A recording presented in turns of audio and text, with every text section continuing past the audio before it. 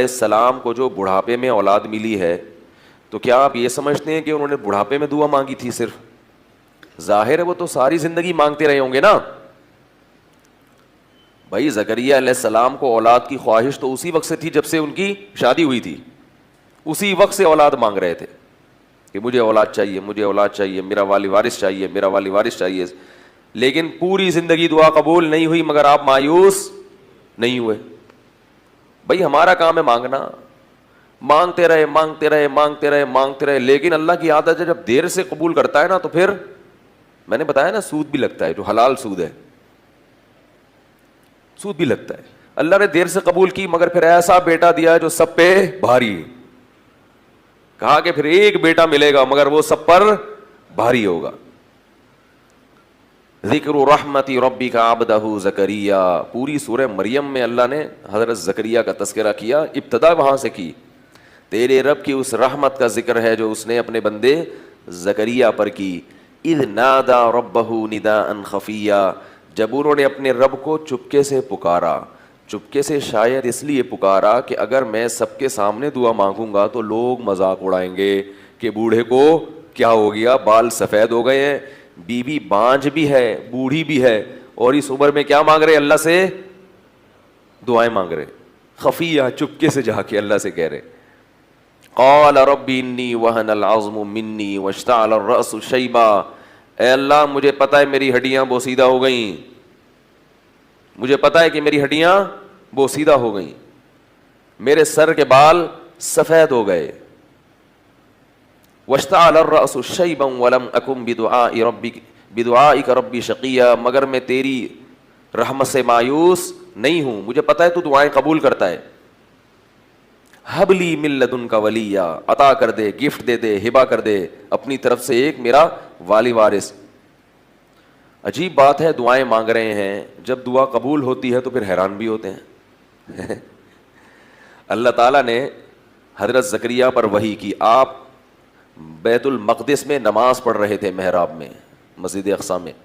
مسجد اقصیٰ بڑی زبردست مسجد ہے, ہزاروں پیغمبروں کی قبریں ہیں وہاں اور ہزاروں پیغمبروں نے نمازیں پڑھی ہے وہاں. تو محراب میں اللہ نماز پڑھ رہے ہیں کہ فرشتے نے آپ پر آ کے وحی کی, یا زکریا انا نبشرک بغلام, اے زکریا ہم تمہیں خوشخبری دیتے ہیں ایک لڑکے کی. چونکہ دیر سے مل رہا ہے تو خوشخبری بھی کیسی, اسمہ یحییٰ, اس کا نام کیا ہوگا, یحییٰ ہوگا. اللہ نے پہلے سے رکھ دیا کہ اب جب گفٹ مل رہا ہے تو پھر تحفہ ایسا ہو کہ خوش تو ہوں. لم نجعل له من قبل سمیا, اے زکریا اس سے پہلے اس نام کا کوئی بھی دنیا میں نہیں گزرا. اب جب خوشخبری مل گئی, قال ربی انا یکون لی غلام, اللہ میرے کہاں سے بیٹا پیدا ہو جائے. وہی پھر مانگ کیوں رہے تھے, میرے کہاں سے بیٹا پیدا ہو جائے گا, میں تو بڈھا ہو گیا. وامرأتی عاقر, اور میری بیوی کیا ہے, بانجھ. جوانی میں بانجھ ہوتی ہے تو اولاد نہیں ملتی, اب تو بوڑھی بھی ہو گئی, اب کیسے اولاد ہو جائے گی. قال کذالک, فرشتے نے کہا اللہ کی طرف سے ایسا ہی ہوگا. قال ربک, تیرے رب نے ایسا ہی کہا ہے.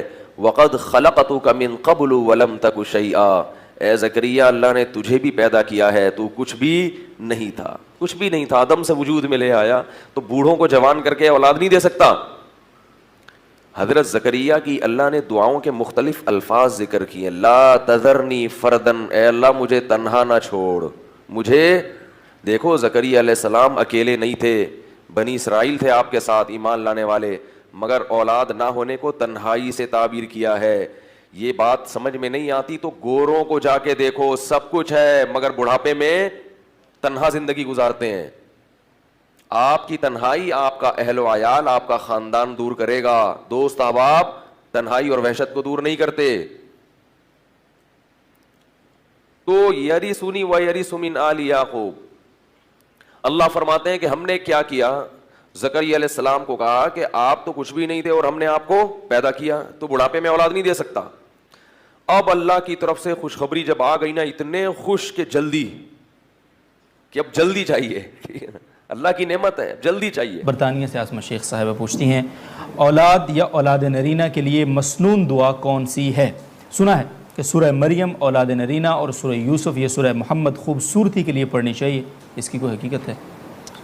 ایسی تو کوئی روایت میرے علم میں نہیں ہے، کوئی کسی صحابی کا بھی کوئی ایسا قول نہیں ہے کہ یہ صورتیں پڑھنی چاہیے۔ البتہ اولاد نرینہ کے لیے یا ویسے بھی اولاد کے لیے زکریا علیہ الصلوۃ والسلام کی دعا ہے، رب لا تذرنی فردا وانت خیر الوارثین۔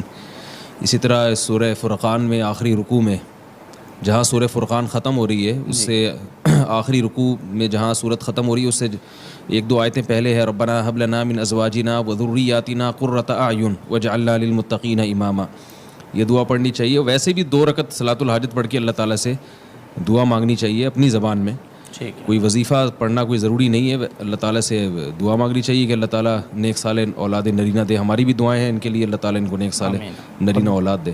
بہت بہت شکریہ، بہت شکریہ مصعب۔ ویسے آپ نے یہ تھوڑا سا وظیفہ بتا دیا، ورنہ جتنے وظیفے آج تک آپ سے پوچھیں آپ نے یہی کہا نہیں ایسا، بس خود سے